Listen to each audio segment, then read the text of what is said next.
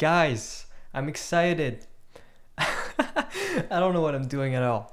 We're reacting to Say Can You Hear by Men I Trust. I heard the live garage version already, and we're going to be reacting to the single version, circa 2018.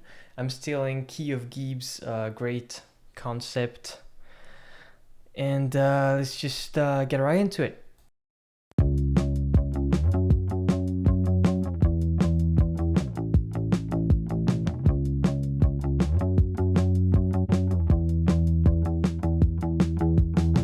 Say, can you hear? Is there a meaning to your grief? Where there is pain, you see grace. As if sacrifice was meaningful and in itself. Your trial and error is an error. Okay. Where do we start? I guess the drums and bass. Drums and bass are great. It's not every day that you hear a song with drums and bass actually as an intro. It sounds really like a natural thing to do, but it's more of an old approach, you know. Nowadays with streaming, you're trying to really hit it in the first 30 seconds because that's like a Spotify stream. So here, when you have the vocals coming in only after a few bars, it's already sort of ambitious, even if it's not necessarily a prog rock song or a groundbreaking thing, right? But it's a clean sound, not many effects or anything. Really, I'm trying to describe the I don't know what I'm doing. I'm trying to describe the vibe of the drums because this is a drum sound that I hear all over the place. Has that indie feel, sort of like muffled snare, and I like how quiet the hi-hats are.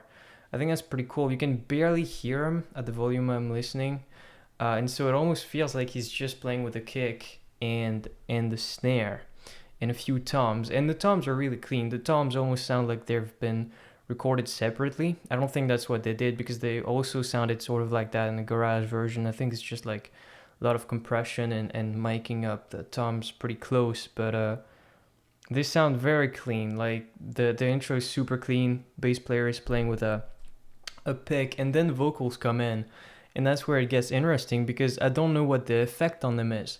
It feels like a reverb, that sort of. It's not just like that's not a sound you can actually make. You can't like sing like that. It's an effect, but I don't know what it is. It almost sounds like she recorded a second take over the first vocals, but I think it's just like a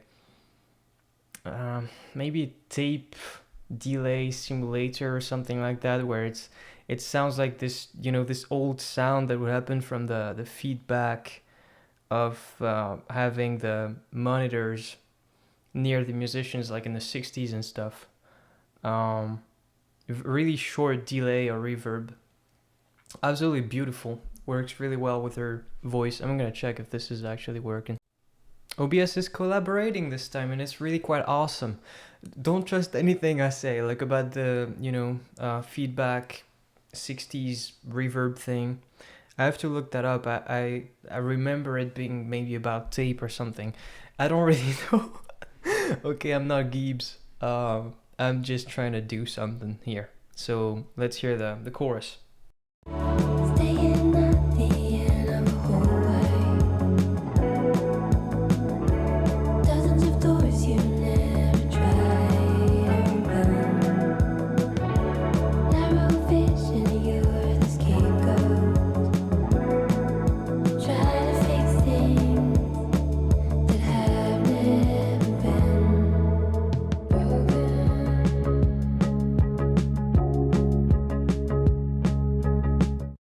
Okay, so as we get into that chorus, a couple interesting things happen.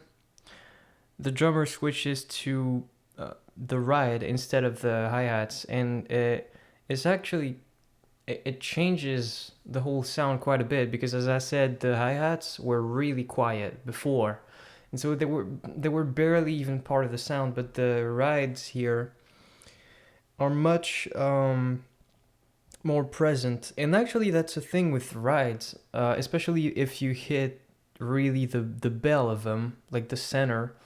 It's such a an aggressive sound. It's sort of in your face, even if it's quiet. It's really hard to mix rides well.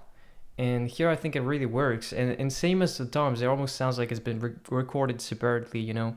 The drummer isn't really doing anything that couldn't be done by a computer, in the sense that the way he plays is really clean and like defined, and there's no snare rolls, there's no cymbal rolls. So it's this sort of sound where it's most likely just a drummer playing along and then modifying the sounds digitally, or with you know treating the sounds so it sounds really clean. um, the guitars are interesting. There are two guitars that are just like playing chords, and there's another guitar, I don't know if you caught that, that's sort of scarce and just plays like a couple notes here and there, accompanying that vocal melody. And it's really quite cool to have that. um, when you're in a studio situation, you can do basically whatever you want, right? And it's understood. I mean, I don't really even have to explain this. When you go into the studio, you can just like do more stuff, because there is a certain reality of being in a band. You can't, if you wanted to have a band that can actually play everything that you want the song to be, you'd need like 6 or 7 musicians in every single band. That's why some bands like play with tracks or have additional touring members, etc. But yeah, generally there are going to be more tracks in the studio than there are live. And for me, coming from that live version, it's really cool to kind of see what they're adding, because I'm familiar with the song, but not that one.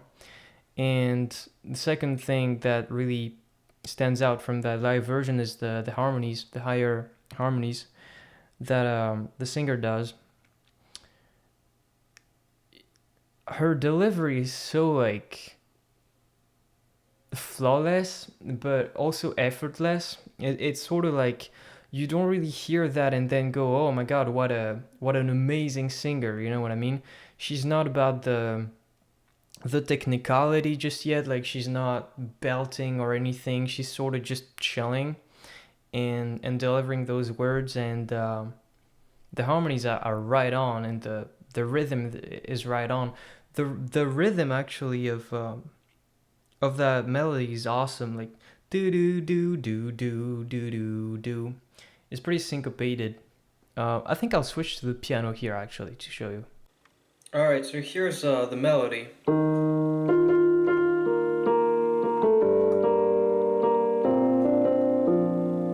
It's really so cool. Do you hear how offbeat it is? Two, two, two, two. Like, just give me a second here.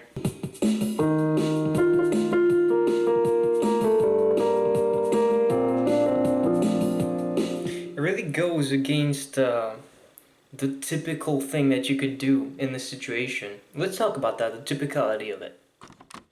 So when you play guitar, there are going to be a number of things that feel like home, such as the first chords that you may learn, like C, G, D. Those chords are open chords that everyone has ingrained deep in their brains, even if they don't play guitar, because they're just everywhere. So many artists who write songs play guitar, so they just like use those chords because they're easy. But they don't work in every key. For example, the chorus of this song is in G minor. You can't use any of those open chords really. So what they do is they pull out a capo to be able to use those easy shapes that just have a natural affinity to be embellished, like.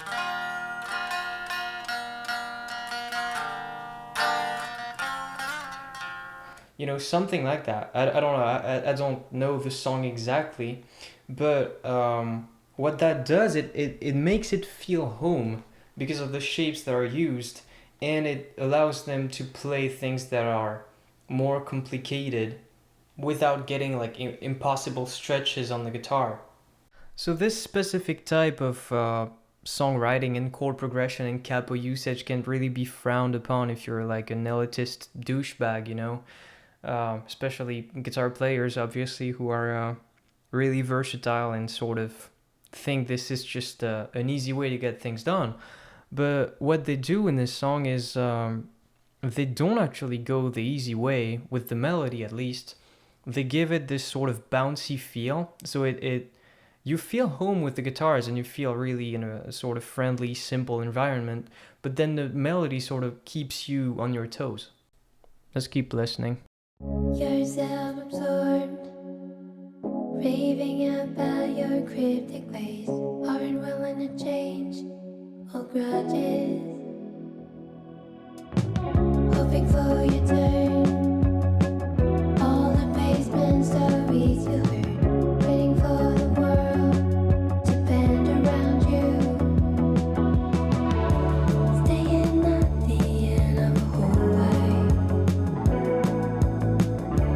Dozens of doors you never tried to open. Narrow vision, you're the scapegoat. Try to fix things that have never been broken.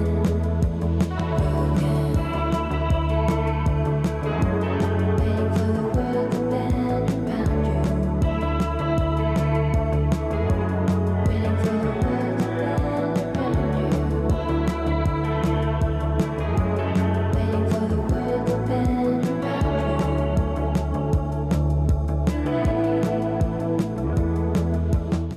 Okay, so I didn't break that down yet, but after the first chorus, there's a section that sort of slows down, the drums calm down a little bit, and then the bass does something kind of cool. It takes a little bit more of a lead role with that higher note in there, and that's something that it repeats throughout the next verse and chorus.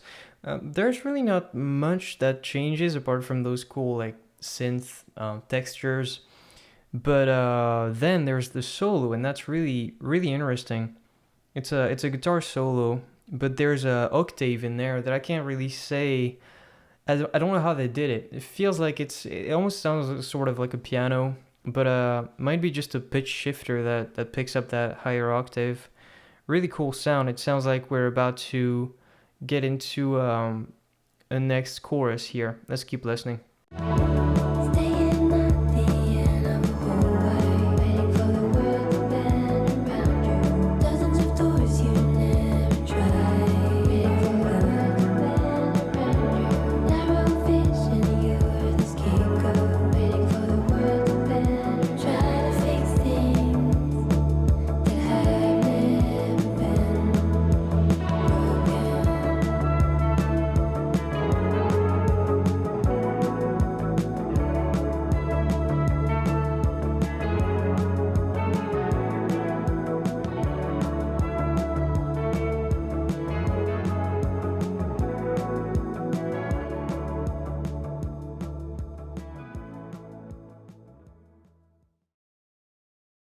Wow. So you saw me going like, yeah, at some point in there. It's because of the harmonies, like the chorus vocals. I don't know how to call it. The choir. It's not even a choir. Waiting for the world to bend around you. That's sort of like I actually have been listening to this song pretty much all afternoon. I was trying to get OBS to work and stuff, so I already heard like half of the song, this version, and I was thinking I was a little disappointed with it because of how good I guess the garage version is, because it's like right on basically, without the overdubs, meaning like the additional vocals and guitars in the chorus and stuff. It sounds extremely similar, uh, and so that's always a bit strange when you listen to a studio version after you heard the live thing, and you're like, oh, this is they're not changing up anything. That's a little disappointing. And I actually thought, oh man, something they could have done is like add in a bunch of vocals that said different lyrics at different times, and it's exactly what they did, which I'm very happy about. So second solo in there with the same melody, but I think it was played by the synth this time, and it sounds actually like that synth solo is what was playing on top of the first solo. So I think maybe the first solo was done simultaneously by maybe the guitar player and the synth player. And we have a fade out ending, which I'm not never really a fan of, but I guess sort of works here. But yeah, I liked you can't really fade out live. I don't think I ever saw it. Technically, you could if everybody's mic'd up and it's a big room and with like no issues with too many people hearing the drums even if they're not mic'd and stuff. Like there's a sound guy who has the console and can just like fade it out like that. So theoretically, you could do a fade out live, but practically, because bands can't really practice it that way, and it's kind of cool to have a sort of resolution live. You always change the ending of a faded out studio song. You always try to find something new, and in the garage version, I think they just leave it hanging, and I think it's really beautiful to leave it hanging for something like that. The fade out is it's really quick. It's really like, as I said, in this new age of streaming and stuff, for a song that's 3 minutes long, it's really weird to fade it out. I don't know how I feel about that, but the vocals at the end, amazing. Like, really good idea too. I mean, I know they didn't do the garage version before this one, right? Because that was 2 years prior to it. So it's kind of weird to say good idea to add those harmonies, but that's also a thing, right? The first version of this song that they had was probably closer to the live version than it was to a studio version, because as a songwriter, when you're coming up with something, it's not necessarily like all in your brain laid out with the different overdubs and stuff. This is maybe, I don't know anything about this band, but we can safely speculate in most cases that it's like the singer that writes the stuff at her place or something with maybe an acoustic guitar or something like that. It often works like that, and she brings it to the rest of the band and they figure out the arrangement together. So those vocals probably were like thought of in the studio. It really works. I'm also glad that they didn't attempt those background vocals live, actually, because when you're in the studio, typically the singer is gonna do most of the background vocals because, I mean, she can sing really well. But live, sometimes, people sort of long to hear those things, so another band member, yeah, takes a mic and sort of sings that. But I always sort of like when people don't even bother going for it, because unless the other band member is a good singer, it's gonna sound like a completely different thing, because marrying your own voice with itself is a studio fantasy that's really difficult to match live. Okay, I think we're done with the breakdown. Let me know what you thought about that. It was really weird for me, but I think I'm gonna keep doing it. And please let me know what I should do next. And go check out Gibbs. Where am I? Fun. Yeah, go check out Gibbs because I stole his concept and he does it better than I do. So watch a few of his videos. Bye.